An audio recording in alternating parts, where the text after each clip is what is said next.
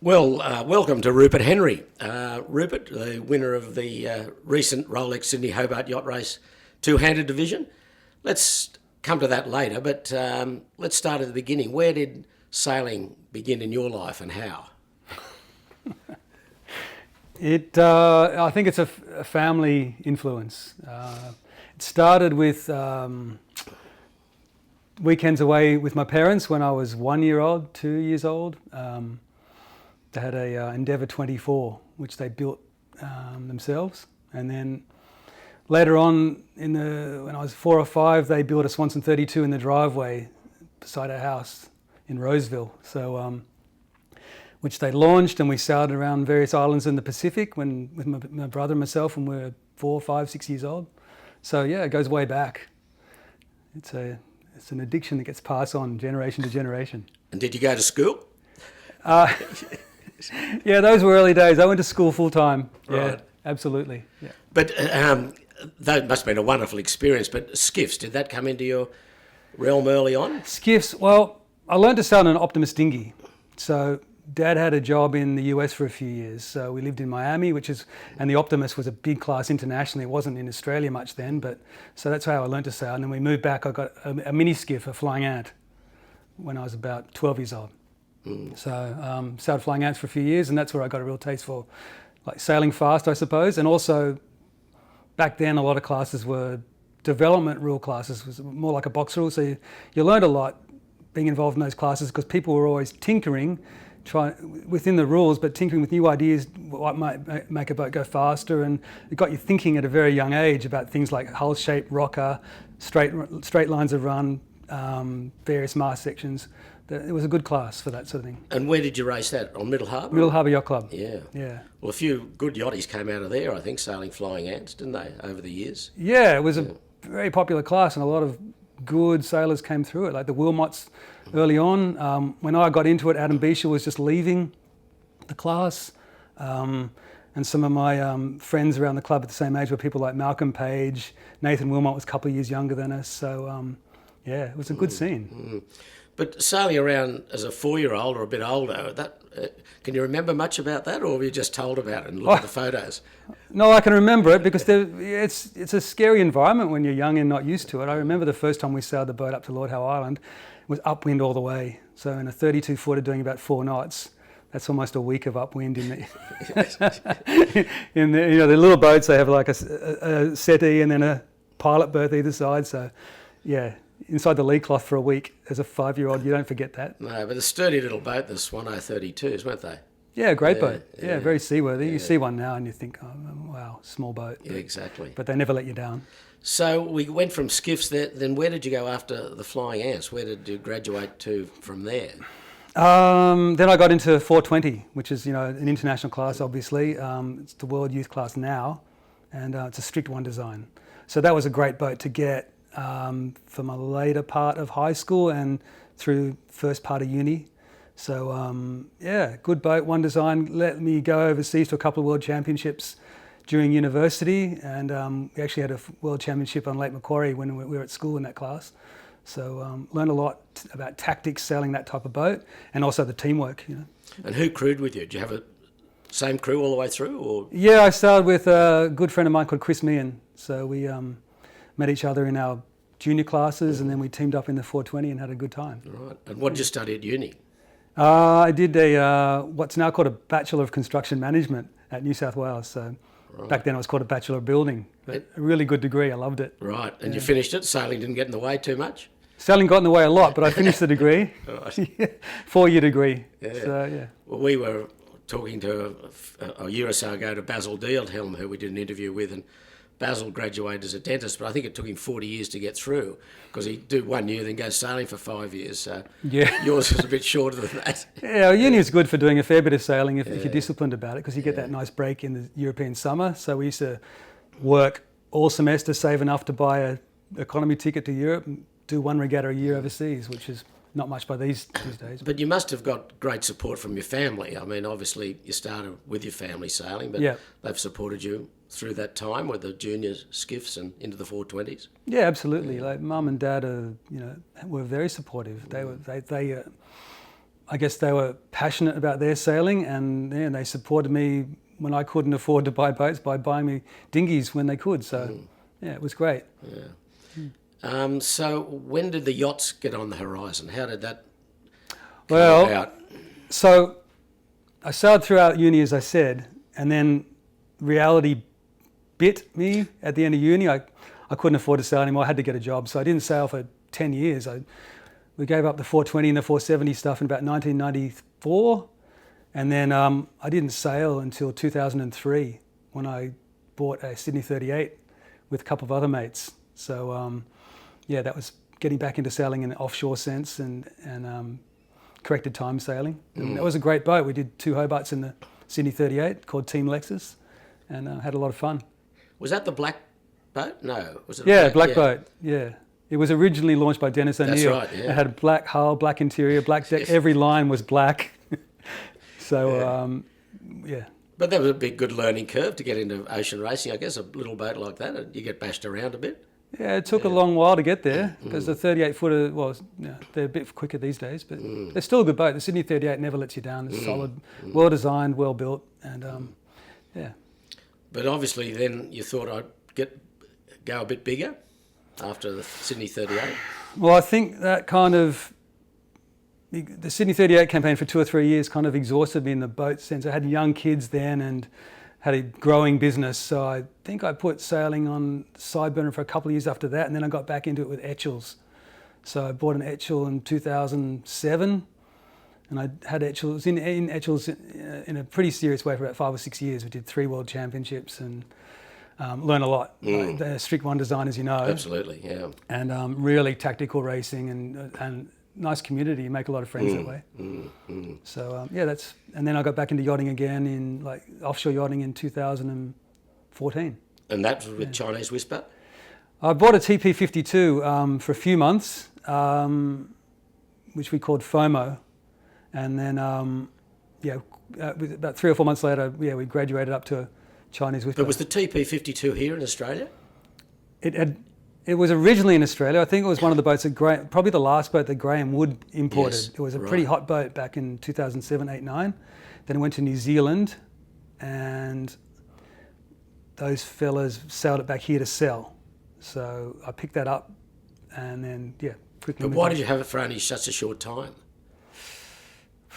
I don't know. I suppose the allure of a bigger boat got me. Yeah, and it's a good boat, and Sam Haynes bought the boat after me and had a lot of success with it as one of his Celestials. I think he got a third in the Hobart with it, did he? Was that probably? The one? Yeah. I think that's the one. Yeah. But anyway, let's move on to Chinese Whisper, which is now still sailing at the CYC as Whisper with David Griffith. How did you get that boat? I mean, that was a pretty high-profile boat in its time, wasn't it? Or it still is, but. That boat, it's a pretty iconic yacht. That was built by Jason Carrington when he was working for Green Marine. And it was designed and built and commissioned for Sir Peter Ogden, who's a pretty high-profile yacht owner, and it had pretty much an open budget for its design and construction. And it's a work of art. It's all clear coat, internal and external, and you can see every piece of laminate. And I found it was just sitting in a shed in Coghlan near Saint-Tropez. And Peter Ogden had moved on to bigger and better things, and this boat was just living in a shed under a tarp. But hang on, how did you just find a boat in a shed? Someone must have alerted you to it. You just don't find a boat in a shed. It had been advertised, and then they lost focus and weren't advertising it anymore. But and you saw it out in the Sydney Morning Herald or something, did you? Yes. I think just word of mouth, friends of friends. As it does happen on the waterfront. Yeah. So we flew over there and had a look at it, and that was it. And you brought it back and did a Hobart in 2014, that's right. 15 something? 15 and 16. Yeah. Did 2 Hobarts with that campaign. Yeah. And it was built as a 60-footer, wasn't it? And then they extended it, is that? It was launched as the JV60, yeah. That's right. And then Brad Butterworth was engaged by Peter Ogden to run his sailing program, and he turboed the boat. So he put a 600mm scoop on the back of it, a longer bowsprit, a deeper keel, and made the boat more high performance, and it really paid dividends. A quick boat. Yeah. Well, I think you're in single figures places in the Hobart race, I think, weren't you? couple of those times? Yeah, we had a fifth and a ninth overall in that yeah, boat twice. yeah. So, sailed hard and had a good time. And a good crew too. You had Billy Merrington and a few of the boys. That's right. Yeah, a really good team. But then I want to move on to, then you took a massive step to decide to sail this 62-footer two-handed from Melbourne, Australia, to Osaka, Japan. Sure. Now, how did that come about? I mean, you've got a massive boat that crewed with sort of 15 to 18 people, and then all of a sudden you and your mate Greg O'Shea decide, well, we're off to Japan two-handed. Yeah, well, in the background to the racing stuff we've been talking about, I always did a lot of cruising. And so for almost 10 years before that Osaka race, I'd had Burning Palms, the J65, which is berthed here now. And so I'd always sailed that with my wife and kids, when the kids, from an age when the kids were probably 5 or 6 years old themselves. So I learnt the hard way of how to run a 65-footer, basically single-handed with the young kids. Sorry to interrupt you there. Did Burning Palms, did you buy that in the States? Where did you acquire that? Yeah, that in Rhode Island. Right. Yeah, so it's a J65. J65, yeah. So right. And then you sailed that back to Australia, or did you keep it in the States? We had it overseas for maybe 10 years. Right. So we had it we did some New England cruising. This is all within school holiday sort of constraints. New England cruising. Then I shipped it down to the Caribbean. We did 10-week cruise up and down the Caribbean islands in one summer holidays. And then shipped it to the Med and had it in the Med for a few years, and then eventually shipped it back to Australia. Right. Yeah. Okay, so that gave you the taste for short-handed. Well, you knew you could do short-handed. Well, yeah, that's right. Boat. I mean, when you're a small family with young kids, as the only real sailor at that age, you have to run the boat yourself. And with the Burning Palms, I was confident that I could sail a boat like that short-handed. So that gave me a foundation of confidence, I suppose, to take on something like Chinese Whisper, which is similar length, but obviously a lot more powerful and more high performance.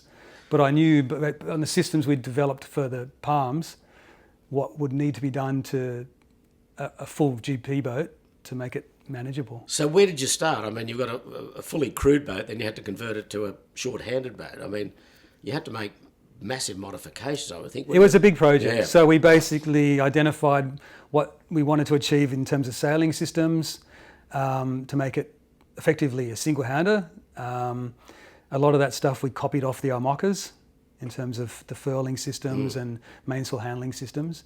And then we just went about making all the alterations to the boat and the sail inventory to suit that. So the rig had to come out. We had to put a temporary tang, forestay tang, to allow for torsional loads for furling. Various other things. We had to get torsional head stays, inner stays, things like that, so that the main jib stays on the stay the whole time it's furled. Yeah, so it was a big project. Massive project. Yeah. Massive project. That's right. And what about the deck layout? I mean, obviously self-tailing winches, you had to have them, but they were probably there anyway. Well, they weren't. We had to convert the primaries and the pit. Yeah. The pit winches were always self-tailing, but the primaries weren't. So we put temporary self-tailing tops on those. Right. Yeah, and then a lot of people around the club probably remember we had a carbon fibre sort of doghouse made to cover the companionway and provide some shelter, because those, a GP boat might be nice for 5 days, but if you're trying to sail for 3 weeks, you need some sort of shelter on deck. And Greg O'Shea sailed with you. Where did you meet Greg, and how did you become friends? Well, we met through friends of friends, like sailing community, Etchells crowd, really. And then we're all pretty avid cyclists. So Greg and I met cycling through a couple of other Etchells mates, like Dave Edwards and Tom King and Mike Dunstan. We always just cycled together a lot. And so we met that way, and then we started sailing Etchells together. And then from there, once you realise you got a good mix of personalities and get along, we thought we'll give the offshore stuff a go. And did Greg think you were off your rocker when you decided to go two-handed and Chinese Whisper, or did he? He probably did, but it also seemed like a pretty exciting project, so he kept that bit under wraps and said, okay. Yeah. So you got the conversion done. Then what did you do as your test run on Chinese Whisper? Well, we did a fair bit of day sailing offshore, and then we thought, we were running out of time because we did relatively late entry, so we thought we'll sail down to Tasmania, around Tassie, and then back up to Melbourne for the start. So we did that, and we did stop in Hobart, and that all went pretty well. And then we had a manic period in Melbourne for 3 weeks before the start, last minute preparations. We lived on the boat actually for 10 days at the dock, just to get familiar with living on the boat for a long time. and with work going on all around us. And what was the race like?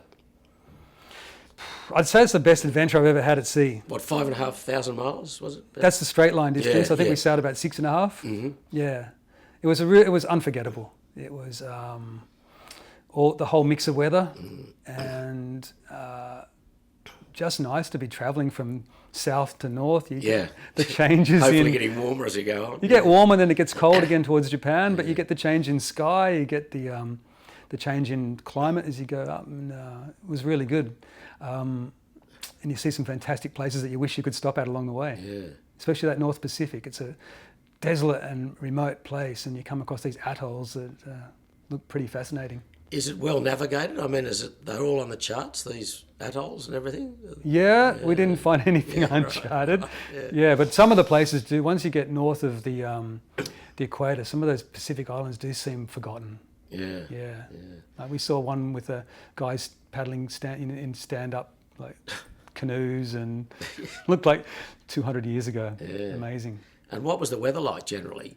Was there a cyclone halfway through, or some of the tail enders got? There was a thing called Tropical Cyclone Iris, which was sort of located halfway between New Caledonia and Townsville, and that was coming and going throughout the lead up to the race. So we ended up sailing through it, but on the leeward side, so downwind conditions. Right. Yeah. Whereas, because it's such there's so many different types of boats in that race, they do a staggered start. So the little boat started 17 days before us. That's right. And then the bulk of the fleet started a week before us, and then we started.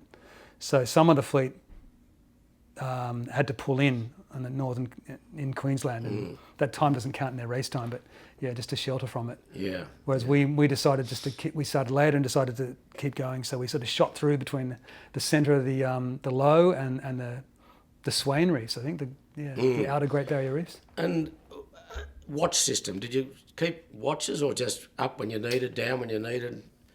Definitely. The boat's so big, and it's not a pure like single-handed boat, so most of the handling is two-person. So we after a week we got into rhythm where we worked out how much sleep each of us needed and which part of the day that was falling into to be productive sleep or recuperating sleep. And so we tried to understand what the other person's requirements were and work around that. But then, if you have to do a reef or change headsail, it's two-man job. Both up, You don't get a lot of sleep, probably average of 4 hours per 24. And we lost a lot of weight. We're not so large guys, and we went from sort of 75 kilos down to 65 kilos. Wow. We were quite emaciated towards the end. Yeah. So, and what about food? What did you...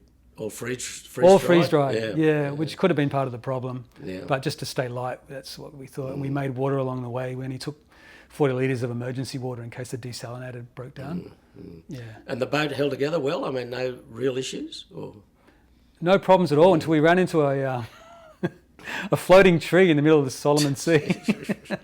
As you'd expect. The Solomon Sea seems to be like a back eddy of floating debris. Really? But anyway, we ran into a full tree in the middle of the night, which didn't damage the boat, but one of the branches came up and snapped the bobstay. Oh, really? Yeah, so that slowed us down for a bit. We had to rig a temporary bobstay up, and which is kind of scary. You'd have to see it to believe that. Yeah.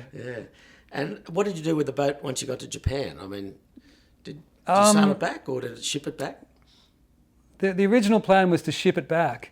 But, I mean, it was really hard. It's well off, although Japan's a very high-profile country, it's well out of the way of, like, your normal sort of boat transport and general shipping.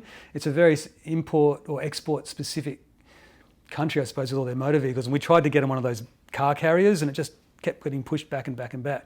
So eventually, and I was working really hard back then, didn't have time to sail it back. So Larry Jamison and Campbell Knox got a couple of friends, and they sailed it back for us. Right. It did a great job. Yeah.